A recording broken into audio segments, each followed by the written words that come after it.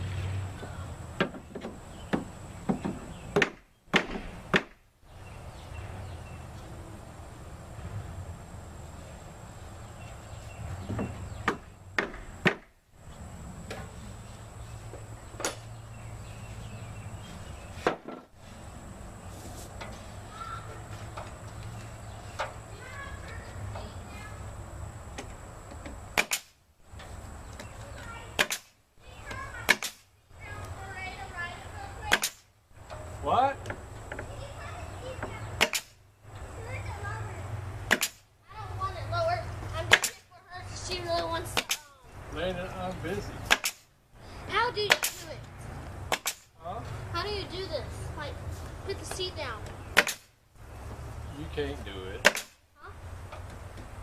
Why? You just can't. Oh, there we go. I got it. Got it? How? Is it lower a little bit more? Guess you can't.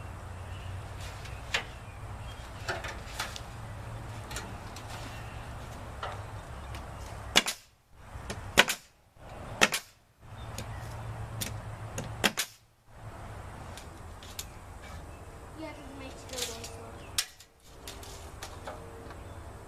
Do you want to make the best picture when you're starting?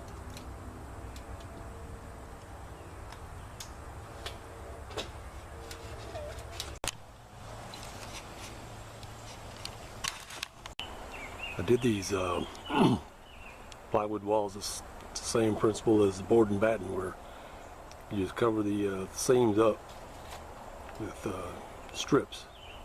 In this case, I'm using just a 1/4 inch wide or 1/4 inch thick strip ripped from 2x4s.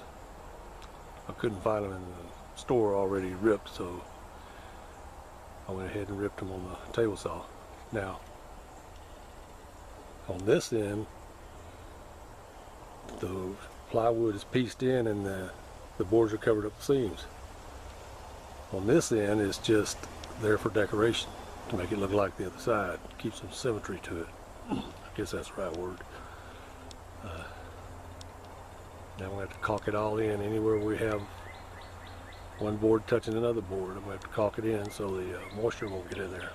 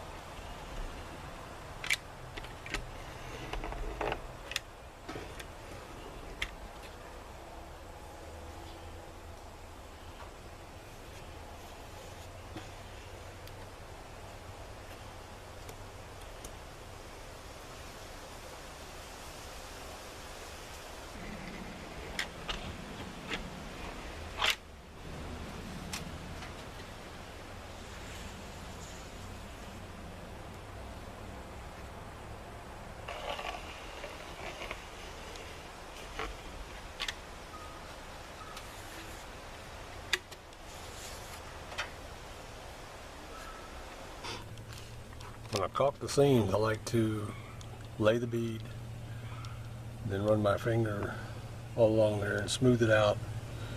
That matches all the caulk into the areas that the gun doesn't get. Makes it nice, smooth transition from one piece of wood to the next. When you paint it, it looks like a solid piece. It's just the way I like to do it. If you're gonna do this like a board and batten, which means you're gonna put a strip over each seam. The easiest thing for me to do, since this is 1.5 inches wide, is come about 3/4 of an inch from the seam,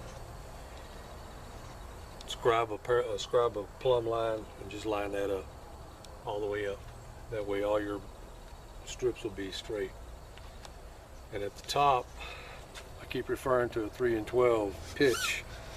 All your angles, all your measurements on your gable will be based on that 3/12 pitch. So you don't really have to do a lot of measuring. You measure once, just like I said before.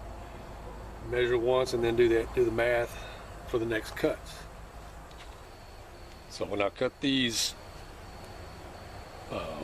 strips at the top, each one is a different length.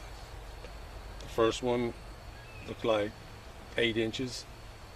The second one's going to be 3.9 inches longer, because on a 3/12 on 16 is 1.33 times 3 to 3 pitch.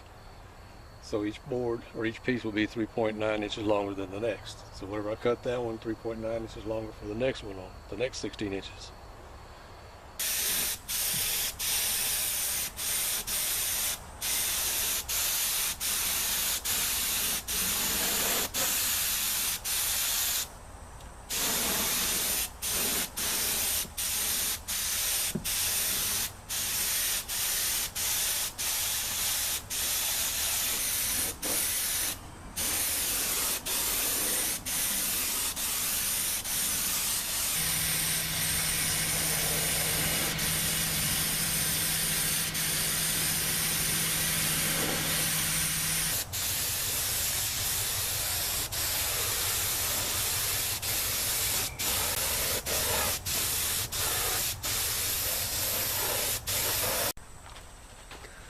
Yeah, it's pretty obvious that it's the first time I've ever used an air spray, with the exception of maybe a spray can.